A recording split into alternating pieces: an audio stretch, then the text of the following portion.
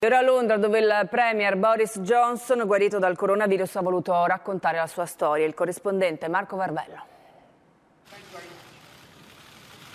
Boris Johnson si commuove durante la prima intervista dopo la guarigione concessa al giornale popolare Sun. Si commuove nel ricordare di essere stato consapevole che la sua vita era in pericolo durante i giorni della terapia intensiva. Sapeva anche che il governo aveva ovviamente un protocollo per le modalità dell'annuncio in caso di morte del premier. Uno scenario da morte di Stalin, si lascia sfuggire Johnson. Il decesso del leader sovietico fu annunciato con 24 ore di ritardo.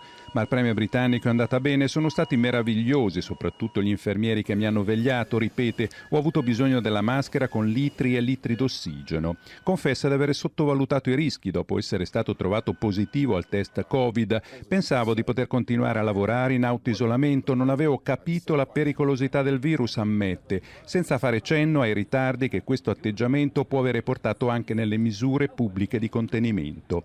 Dopo questa brutta esperienza non stupisce dunque che il figlio neonato di Johnson sia stato chiamato anche Nicholas, il nome dei due medici che hanno salvato suo padre.